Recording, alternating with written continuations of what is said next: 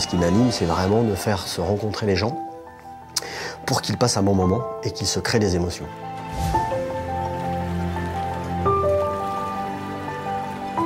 Dans ma vie, il s'est passé des choses qui te touchent, des événements plutôt dramatiques.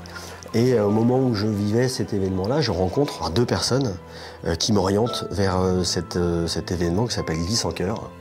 Et donc en arrivant là-bas, avec l'ADN que j'ai et ce que j'étais en train de vivre, du fait de la maladie de ma sœur, ça a fait un déclic, j'ai une sorte de révélation en me disant mais c'est obligé qu'on soit capable de faire la même chose en fait sur le bord de mer.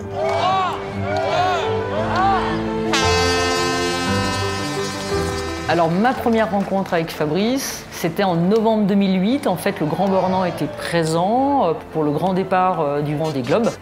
On avait donc organisé la première édition de Glisse en cœur quelques mois auparavant. Et grâce notamment et avec Thierry Verne, qui était un des co-organisateurs du début. Et on a parlé avec Thierry Verne à Fabrice de Glisse en cœur. Et lui-même organisateur d'événements d'entreprise, il a dit « Bingo, je vais aller vous soutenir et je viens avec des entreprises de Vendée l'année prochaine ». Fabrice, dès l'édition suivante, est revenu avec 6 ou 7 entreprises. Et un jour, il m'a dit « Isa, ce serait bien qu'on crée un Glisse en cœur en Vendée ». Et de là, l'histoire est partie. Je lui dis, il faut que tu crées ta propre histoire, ta propre aventure, et puis on avancera ensemble, main dans la main. C'est comme ça qu'au fil du temps, on est devenus des partenaires, des complices, puis des amis.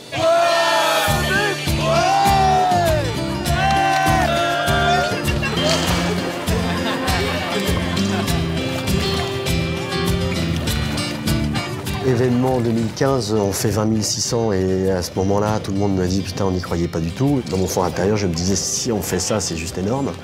Deuxième édition, on dit on est fou, on double.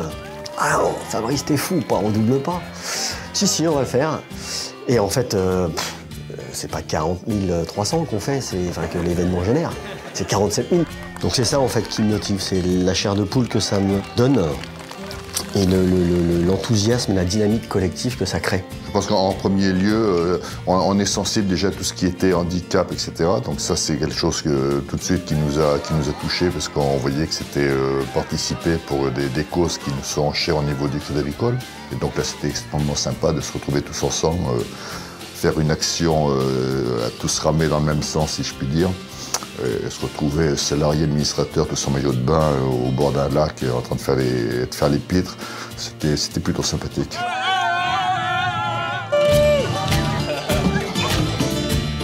Ce qui est important, c'est que Glisse en cœur et Vendée Cœur ont les mêmes objectifs. C'est d'abord de parler d'associations qui œuvrent pour le bien-être ou pour sauver des enfants.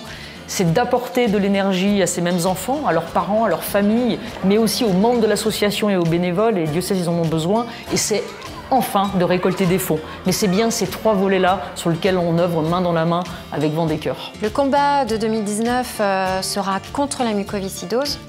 Vendée Cœur va œuvrer pour améliorer le bien-être des enfants atteints de la mucoviscidose et a fait le choix d'accompagner une association locale.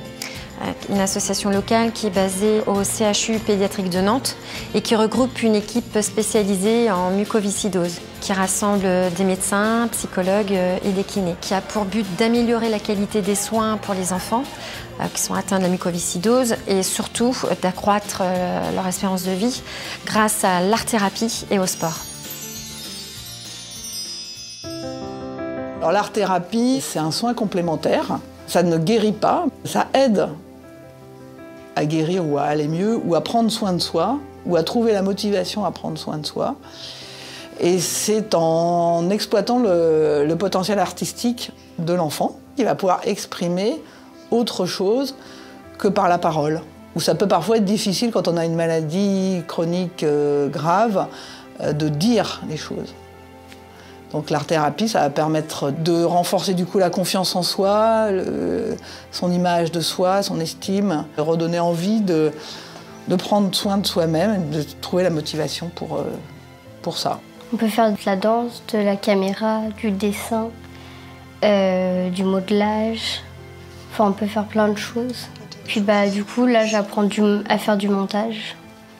Donc c'est une occasion d'apprendre des choses nouvelles. On voit bien que c'est quelque chose qui peut aider. La difficulté, c'est que les financements, pour l'instant, c'est pas valorisé en cette activité et du coup, il faut trouver des financements. Et tout ça avec le soutien de l'association Étoile des Neiges, qui est en lien avec le sport, car le sport permet de lutter contre la maladie, de les faire grandir et de mieux vivre, avec des stages sportifs notamment.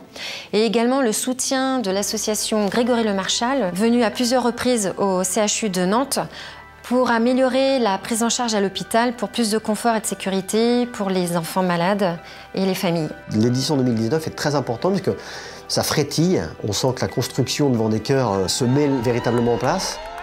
Et faisons en sorte de prendre le temps d'échanger, venez vous éclater et participer à cette belle aventure qui, je pense, ne fait que commencer.